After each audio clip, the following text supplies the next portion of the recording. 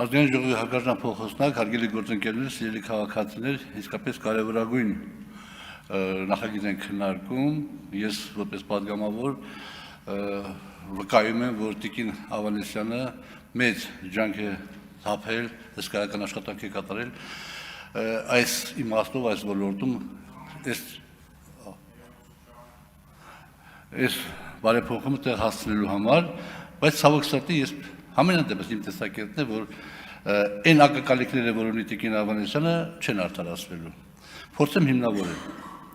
Նախ ես մի բան ասեմ, որ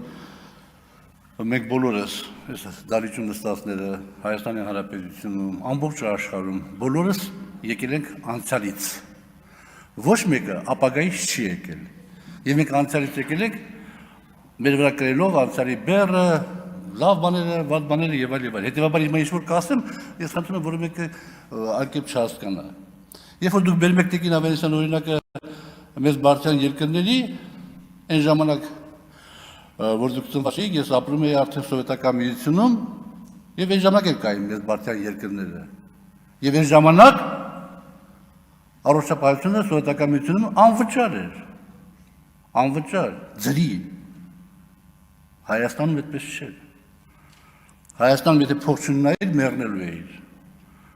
Փող ունենալու դեպքում կարող պատահի բուժվեիր, կարող չբուժվեիր։ Հիմա ես չեմ դատապարտում ոչ մեկին, որևէ մեկին, բայց դա այդպես էր։ Հիմա դուք օրինակը բերում եք մեծ բարձրան երկրների վրա, իսկ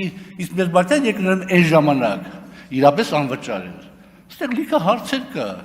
մենթալիտետի հարց կա, մոտեցման հարց կա, կարգավորումների հարց կա։ Հիմա մեր մենթալիտետը այնպեսին է, որ մենք պետք է մեր մենթալիտետի համապատասխան ներդնենք այս բարեփոխումը։ Առանձին զրույցներում անընդհատ որ խոսում ենք, ասում ենք, որ պետությունը լավ կառավարիչ չի։ Մեր դեպքում 10 անգամ կառավարությունը լավ կառավարիչ չի։ Մեր դեպքում պետք է դա բացատրենք 10 գործակցով։ Եվ օրինակները ունենք։ Եվ հետևաբար պետք է մենք ուրիշ մեխանիզմով գնայինք, պետական համակարգ եւ մասնավոր համակարգ։ Իրար զուգահեռաբար։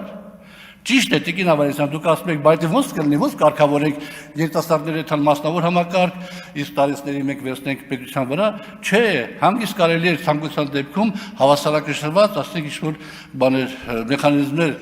մշակել եւ այդ հավասարակշռված մեխանիզմներով գնալ առաջ։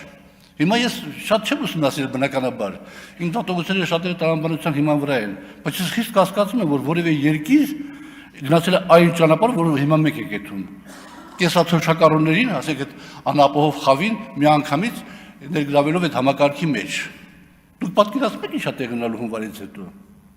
Հունվարից հետո, հունվարի 3-ից հետո դուք պատկերացնում եք ինչա տեղ ունենալու։ Ինչ հոսք է լինելու։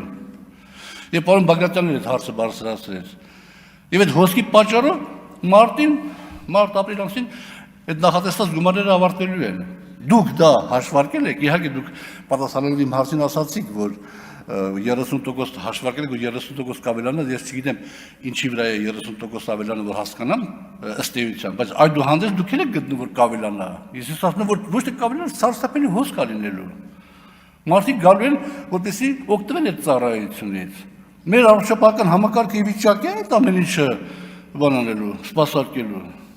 Այստեղ ես կարծում որ միջևեր հաշվարկված չի, մտածված չի այդ իմաստով, շատ կուզեի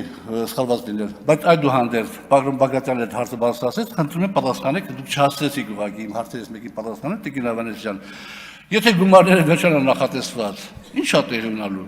Խոսքը գնում է մոտ 200 միլիարդ լրացուցիչ դրամի մասին։ Եթե պետք լինի, որպեսզի մենք այն որ առաջարկում ենք մեր քաղաքացիներին կարողանանք այդ ամեն ինչի տակից դուրս գանք։ Խնդրում եմ նաև հարցին պատասխանեք, բայց բոլոր դեպքերում իհարկե թեկուզ այն որ սկսում ենք, սա արդեն շատ կարևոր է եւ ընթացքում էլ եթե թերություններ լինի կամ ասենք անհրաժեշտություն լինի վաղը մյուս օրը փոխել այդ համակարգը միայն պետական հիմնադրամ եւ սարքել խառը, ապա փորձառությունը հաշվի կառնենք, երևի հետագայում ճշգրտումներ կանենք գործունեության մեջ։ Շնորհակալություն։